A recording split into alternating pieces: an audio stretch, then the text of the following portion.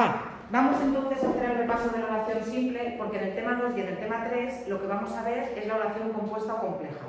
¿Qué es una oración simple? Una oración simple es la oración que tiene un solo verbo en forma personal, un solo verbo. Si una oración tiene más de un verbo, lo que nos vamos a encontrar es una oración compleja o compuesta, que esas las veremos, como os he dicho, en el tema 2 o en el tema 3. Cuando hablamos de oración, partimos del esquema básico de la oración y decimos que la oración es la suma de un sujeto más un predicado.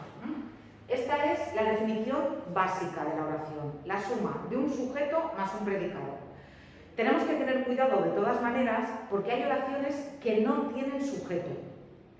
Hay oraciones que tienen sujeto elíptico u omitido. Las que tienen sujeto elíptico u omitido tienen sujeto. Si yo digo, por ejemplo, estamos tranquilos, en estamos tranquilos, esta oración tiene sujeto, porque ¿cuál es el sujeto de este verbo estamos? ¿No? Estamos ellos, estamos nosotros. Estamos nosotros. Por tanto, el sujeto de esta oración sería elíptico o omitido, que sería nosotros. Por tanto, las oraciones normalmente tienen sujeto.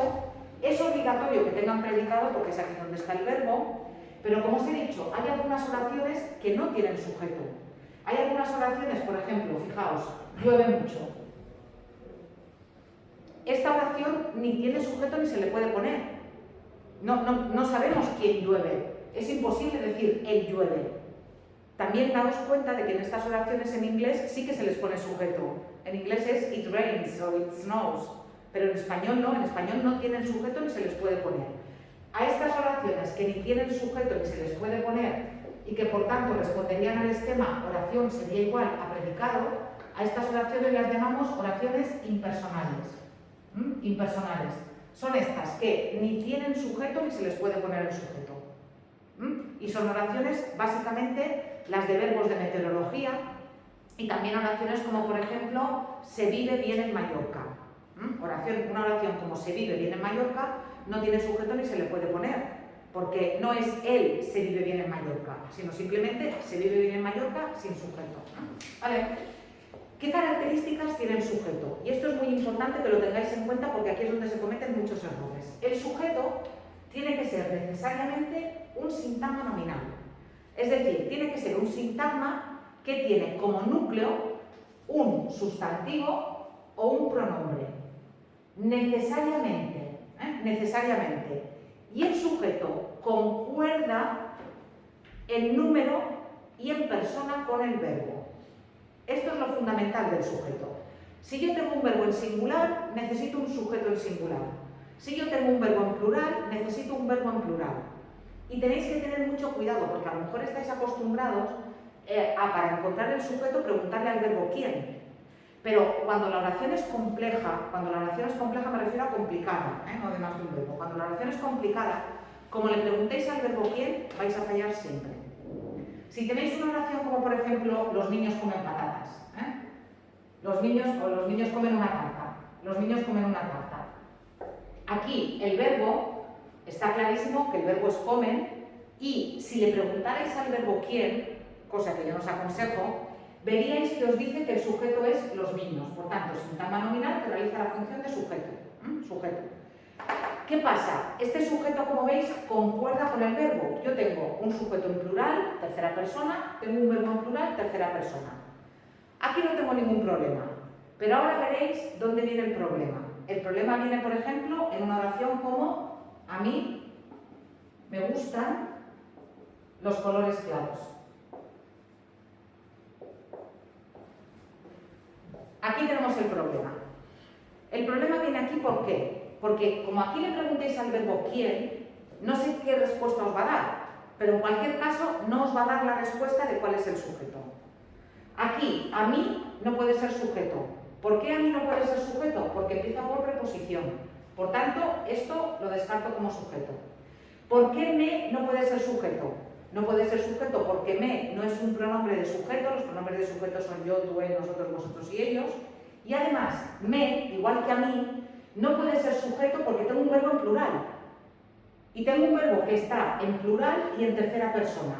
Si yo tengo un verbo en plural y en tercera persona, el sujeto no puede ser me, que es singular y primera persona. Por tanto, ¿cuál es el sujeto aquí? Los colores claros.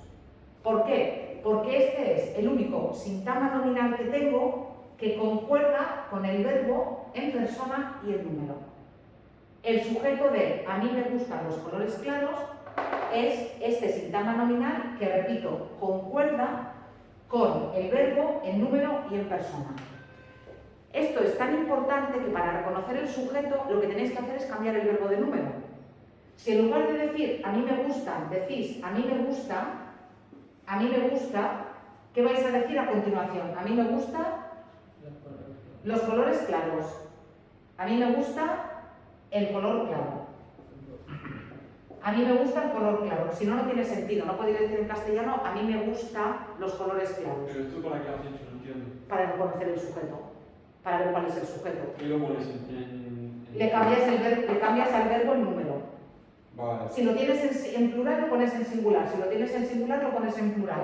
Y la única parte de la oración que te va a cambiar es el sujeto. Y con ese truco ya sabes. Y con ese truco reconoces el sujeto en los verbos complicados, en las oraciones que tienen una complicación. A ver, si la oración es los niños comen una tarta, no importa que hagáis esto, pero si lo hacéis funciona igual. Si el verbo lo ponéis en singular y ponéis comen, ¿qué vais a poner aquí? No vais a poder decir los niños, ¿qué vais a decir? El niño. Esto de cambiar el verbo de número y que lo que me cambie de la oración sea el sujeto, me vale para cualquier oración. Pero ya os digo, donde es especialmente importante es en las que presentan un mínimo de complicación. Por tanto, tened mucho cuidado a la hora de buscar los sujetos. Lo que va delante no es el sujeto. El sujeto, el castellano es una lengua que tiene mucha movilidad y el sujeto puede estar detrás o puede estar en medio. O puede ser un sujeto elíptico o omitido. O podemos encontrarnos oraciones que no tienen sujeto, que son las impersonales. Pero en este tipo de oraciones, tened cuidado. Repito, a mí no puede ser sujeto porque empieza por preposición. Me no puede ser sujeto porque es igual que mí, primera persona, y tengo un verbo en tercera persona. Cuidado, yo qué sé, no se me ocurre ahora ningún ejemplo así, pero vale. Por la tarde suenan las campanas. Por la tarde suenan las campanas. ¿Cuál es el sujeto? Las campanas. Porque si yo pongo en lugar de suenan, suena, por la tarde suena la campana. Y por la tarde no puede ser sujeto porque empieza por preposición, porque empieza por la preposición por. Más o menos entonces lo del sujeto. Repito, tenéis 2 vídeos en el aula virtual, 2 vídeos que hablan del sujeto. De cómo reconocer el sujeto y después también de cómo reconocer los sujetos cuando son complicados. Por tanto, aprovechar el material y echarle un vistazo a lo del sujeto. ¿Ah? Sí. Venga, y ahora me voy al predicado. Voy a borrar todo esto que hacía referencia al sujeto y ahora me voy a ir al predicado. ¿Qué ocurre con el predicado? Vale, el predicado, como os he dicho antes, tiene que tener un verbo. Por tanto, el predicado tiene que ser un sintagma verbal. De manera que nos encontramos con que la oración sería lo mismo que la suma de un sintagma nominal más un sintagma verbal. Es lo mismo decir que la oración es la suma de un sujeto más un predicado que la suma de un sintagma nominal más un sintagma verbal. Si yo tengo una oración como mi padre o mi madre trabaja en un hospital, aquí veis que el verbo es trabaja, que es el núcleo de toda la oración. Aquí veis que este es el sintagma nominal que hace la función de sujeto. Mi madre trabaja, mis padres trabajan. Y después todo esto que viene aquí es el sintagma verbal, predicado verbal. ¿Sí? ¿Lo veis? Por tanto, predicado verbal, porque ahora os voy a explicar los 2 tipos de predicado que puede haber. Más o menos estamos situados. Repito, el día del examen no vais a tener que analizar, pero sí que vais a tener que reconocer. Cuando hablamos del predicado, yo os he dicho que el predicado es un sintagma verbal, pero el predicado puede ser un predicado nominal o puede ser un predicado verbal. Cuando nos encontramos, ahora me voy al predicado. El predicado puede ser un predicado verbal o un predicado nominal. ¿Cuándo nos encontramos con un predicado nominal? Nos encontramos con un predicado nominal cuando yo tengo un verbo copulativo. ¿Sabéis lo que son los verbos copulativos? ¿Os suenan? Verbo copulativo que son ser, estar y parecer. Ser, estar y parecer. Ahí nos encontramos con un predicado verbal. Y después de los verbos ser, estar o parecer, el complemento que nos encontramos es el atributo. Cuando tenemos un predicado verbal, tenemos un verbo que se llama predicativo, es decir, cualquier verbo que no sea ser, estar o parecer, y después pueden aparecer complementos del verbo a los que ahora me referiré. Complementos verbales. ¿Por qué os lo pongo entre corchetes? Porque los complementos verbales no son obligatorios en el caso de un predicado verbal. En el predicado nominal sí que tenemos que tener un atributo. Si yo tengo, por ejemplo, mi padre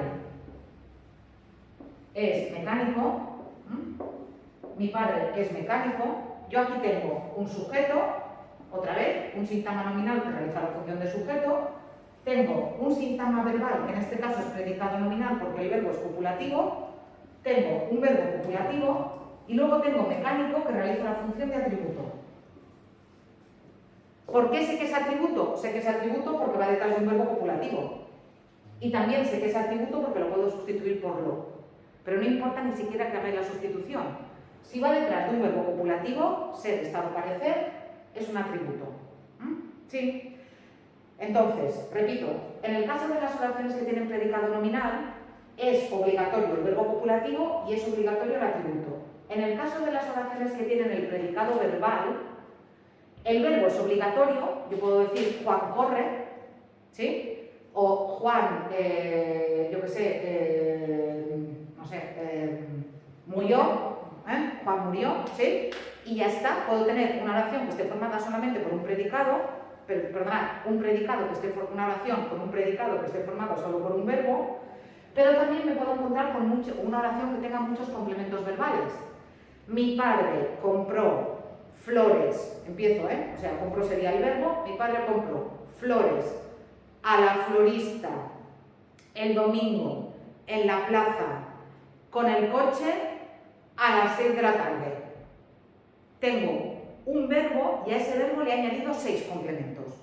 6 complementos verbales, que es lo que tenéis a continuación. ¿Cuáles son los complementos verbales? Estos que tenéis aquí explicados.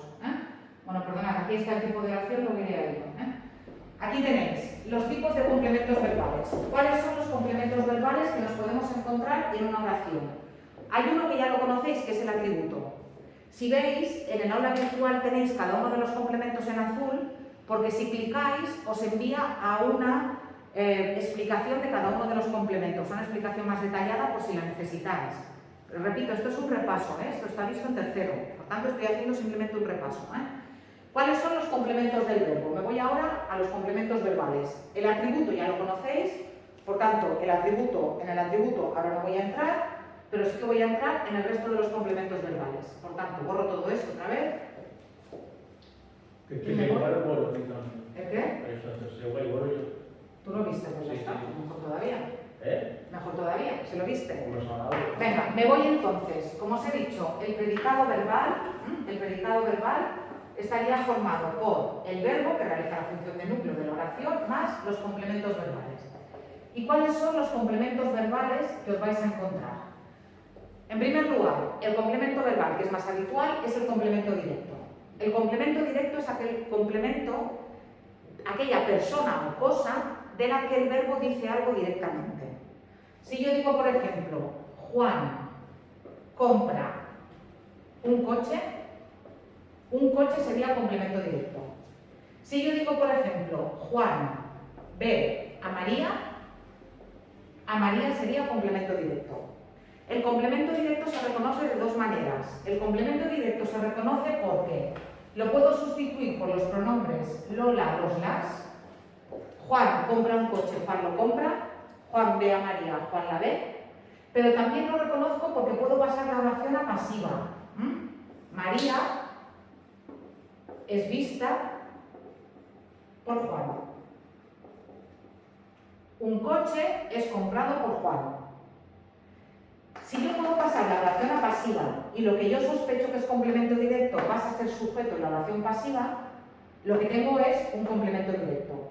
Y si no, ya os digo, la otra forma de reconocerlo es mediante lo, la, los, las. Hay quien hace preguntas, pero yo no os aconsejo que hagáis preguntas, porque las preguntas fallan. Estos sistemas que yo os doy no fallan. Por tanto, repito, el complemento directo es aquello de lo que decimos, de lo que el verbo dice algo directamente, de lo que recae directamente la acción del verbo. Es un sintagma nominal cuando es de cosa y cuando es de persona es un sintagma preposicional siempre con la preposición a. ¿Qué es el complemento indirecto? El complemento indirecto, como su nombre indica, es aquel sintagma preposicional, siempre tiene que ser un sintagma preposicional, que representa una persona o una cosa en la que recae indirectamente la acción del verbo. Ahora os pondré dos ejemplos. Es normal encontrar una estructura que sea directo más indirecto, pero hay oraciones en castellano que no tienen directo y sí tienen indirecto. Ahora os pongo ejemplos de las dos cosas. Oración que tenga directo o indirecto. Mi padre compra flores a la florista. A la florista sería el complemento indirecto. ¿Por qué? Porque sería el complemento en el que cae de forma indirecta la acción del verbo. ¿De forma directa dónde cae? A las flores. ¿De forma indirecta dónde cae? A la florista. Sí. Os he dicho que lo normal, o que muchas veces nos encontramos primero complemento directo y luego complemento indirecto. Pero a veces no. Si yo digo, por ejemplo, a mi madre le gusta el fútbol, el complemento indirecto es a mi madre y también el le. Porque ¿cómo se reconoce el complemento indirecto? El complemento indirecto se reconoce porque se puede sustituir por el pronombre le. Y en este caso, si os acordáis, el fútbol sería sujeto y nos encontraríamos con una oración que tendría complemento indirecto y que no tendría complemento directo. Os he dicho también que el complemento indirecto no tiene por qué ser de persona, puede ser de cosa. Echó una ojeada al calendario. Echó una ojeada al calendario. ¿Cómo sé que al calendario es complemento indirecto? Porque lo puedo sustituir por el pronombre le. Le echó una ojeada.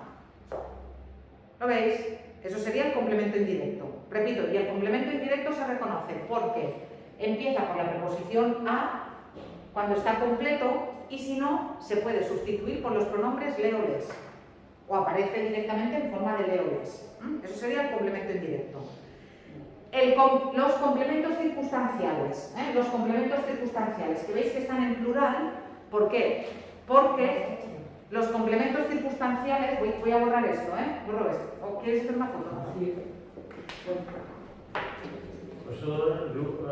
Los complementos circunstanciales que vienen ahora, os voy a... para que veáis aquí. Sí. Venga, ¿veis aquí los diferentes complementos circunstanciales?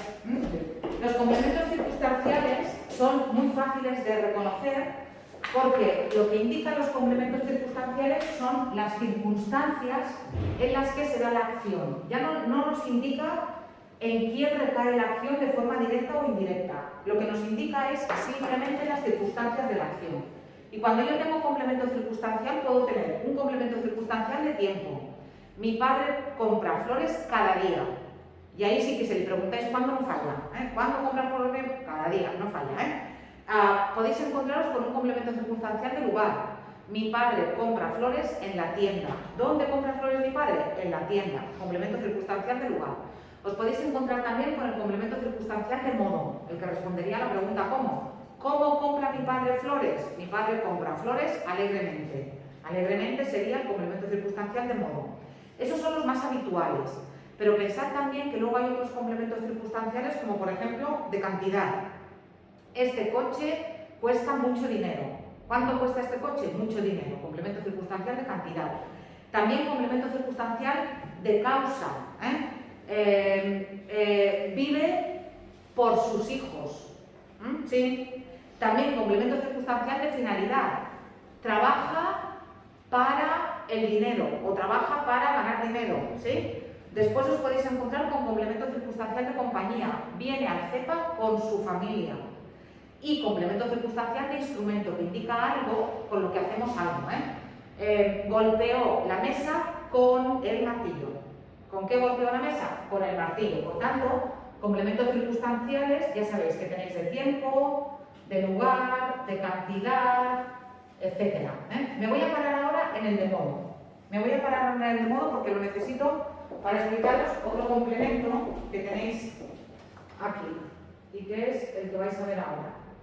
El complemento predicativo. El complemento predicativo. ¿Qué es el complemento predicativo? A ver, cuando yo tengo una oración y en esta oración le pregunto cómo, no lo voy a poner aquí para que no nos liemos, Cuando yo tengo una oración y a la oración le pregunto cómo, me pueden pasar dos cosas. Me puede pasar que me responda un adverbio, mi padre trabaja alegremente, alegremente, las palabras que acaban en mente son adverbios, y entonces lo que tengo es un complemento circunstancial de modo, pero me puede pasar que lo que me responda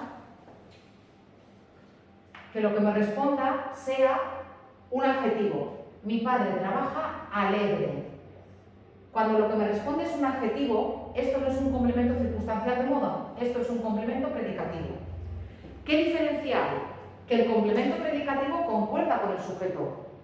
Mi padre trabaja alegre, mis padres trabajan alegre. Mientras que el complemento circunstancial no cambia si yo cambio el sujeto. Mi padre trabaja alegremente, mis padres trabajan alegremente. Por tanto, tenéis que tener cuidado con el complemento circunstancial de modo, porque solo es circunstancial de modo si lo que responde es un adverbio. Si lo que responde es un adjetivo, es complemento predicativo. ¿Vale? Esto también lo visteis el año pasado. Lo tenéis aquí explicado. ¿Veis ejemplos? Los jugadores llegaron cansados. No llegaron cansadamente, llegaron cansados. Esto sería complemento predicativo. ¿Qué otros complementos me quedan? Bueno, me queda el complemento agente, que lo voy a explicar ahora, y me queda el complemento de régimen verbal. ¿Qué es el complemento agente? El complemento agente es el complemento que realiza la acción en las oraciones pasivas. ¿Os acordáis que antes hemos hecho una oración activa? Voy a hacer otra. Fijaos, yo tengo una oración como los bomberos apagaron el fuego. Esta es una oración activa. ¿Por qué sé que es una oración activa? Sé que es una oración activa porque el sujeto es el que realiza la acción. Y tengo un sujeto, tengo un verbo y tengo un complemento directo. Los bomberos lo apagaron. Cuando yo hago la oración pasiva, esto que está aquí se viene aquí. Y tendría el fuego fue apagado. ¿Habéis visto las pasivas en inglés? ¿No las habéis visto en inglés? No. ¿No habéis visto esto en inglés? No. Vale. Fue apagado por los bomberos. ¿Os suena esta transformación? Esta sería la transformación de la oración en pasiva. ¿Qué ha ocurrido en la oración pasiva? Que aquí el fuego es sujeto paciente, porque el fuego no hace nada. El fuego simplemente recibe la acción que realiza un complemento que se llama el complemento agente. Por tanto, el complemento agente es ese complemento que empieza siempre por, siempre, que encontramos en las oraciones pasivas y que es el que realiza la acción en la oración pasiva. Para que haya un complemento agente necesito una oración pasiva. Si la oración es activa no tengo complemento agente. ¿Vale? Y el último complemento que me queda, que es el complemento de régimen verbal, es, aquí pone complemento de régimen, venga, El casi luego lo copio yo. vale. Ya.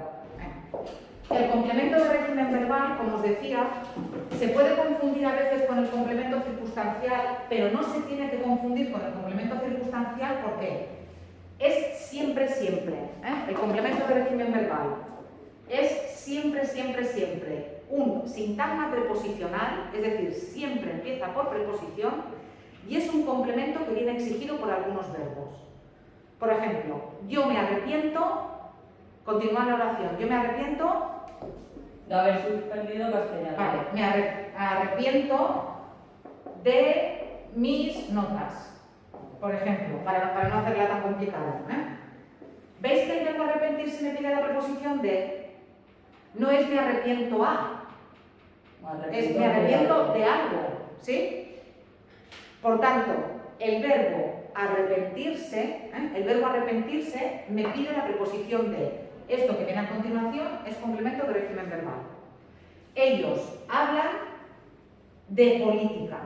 Ellos hablan de política. Este de política también sería un complemento de régimen verbal. El verbo hablar, en este contexto, me pide la preposición de. Lo último que me queda no es un complemento del verbo. Lo último que me queda es el vocativo, que es lo que os he dicho que os iba a explicar, que está dentro de los complementos oracionales. ¿Por qué? Porque el vocativo, en realidad, el vocativo no afecta al verbo, no afecta al predicado, afecta a toda la oración. ¿Qué es el vocativo? El vocativo, déjame que termine, el vocativo está fuera de la oración y es un sintagma nominal. Por tanto, el vocativo estaría fuera de la oración y el vocativo es un sintagma nominal que utilizamos para llamar a alguien y que va con comas. Si yo digo, por ejemplo, Juan, coma, tu madre está en la puerta, tu madre está en la puerta, vosotros veis que aquí el sujeto es tu madre, el predicado está en la puerta.